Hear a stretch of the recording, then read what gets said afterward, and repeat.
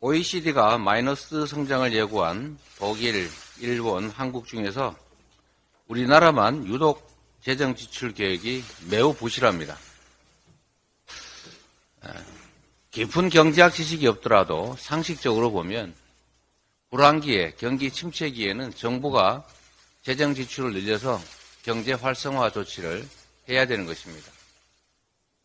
독일은 신재생에너지 관련 공공투자 그리고 재정 지원 증가로 투자 증가를 견인한다는 계획입니다.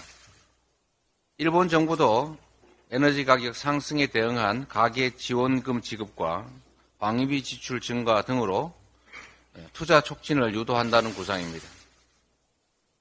그런데 윤석열 정부는 마땅한 계획도 없이 2024년이면 경제가 회복될 것이다 라는 막연한 기대만 표출하고 있습니다.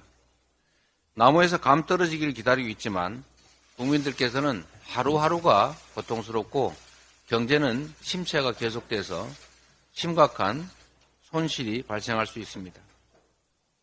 경제의 꺼진 불씨를 키울 수 있는 민생회복 추경을 다시 한번 제안드립니다.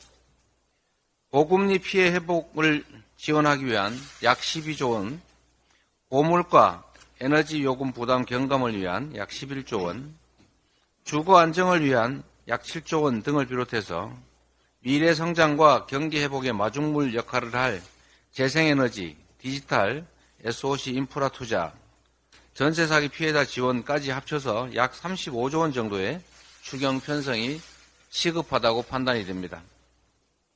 정부가 강조하는 재정 건전성 때문에라도 추경을 하는 것이 맞습니다.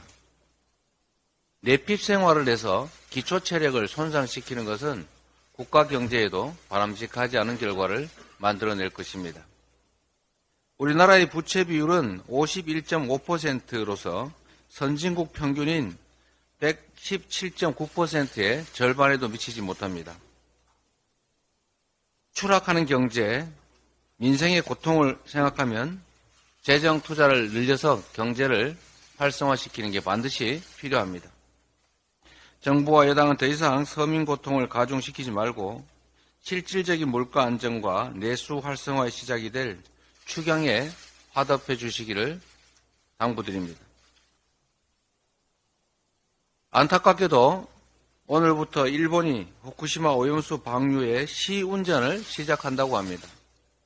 국민의 85%가 반대하는 것은 물론이고 일본 현지의 주민들 또 인접한 중국, 홍콩, 대만 같은 다른 나라들도 반대하고 있습니다. 그런데 희한하게도 오직 가장 큰 피해를 입는 대한민국의 윤석열 정부만이 오염수 방류를 침묵으로 사실상 용인하고 있습니다. 기가 막힌 오염수 동맹입니다. 여당 대표가 지난주에 일본 대사와 만난 이유가 국민들에게 오염수를 선물하기 위한 작업이었냐 이런 비판까지 나옵니다. 국민의 심판을 재촉하는 길이라는 점을 명심하시기 바랍니다. 깜깜이 시찰단이 입국한 지가 벌써 한 달이 다 돼갑니다. 당장 시운전까지 한다는데 시찰단의 결과마저 깜깜이입니다. 숨긴다고 숨겨질 일이 결코 아닙니다. 시찰 결과를 낱낱이 국민께 보고드리고 그 결과를 토대로 명확히 정부의 입장을 밝혀야 합니다. 시찰 과정과 결론이 납득 가능한지는 국민들께서 판단하실 것입니다. 오염수, 핵 폐기물을 처리수라고 표현하고 1리터씩 매일 마셔도 괜찮다는 괴담을 퍼뜨리고 이 문제를 지적하는 야당의 주장, 국민의 주장을 오히려 괴담이라고 덮어씌우는 이런 행태에 결코 국민들이 또 역사가 용서하지 않을 것입니다. 명확하게 오염수 방류 반대 의견을 이 정부가 표명해야 하고 실질적인 대책을 강구해야 된다는 점을 다시 한번 말씀드립니다.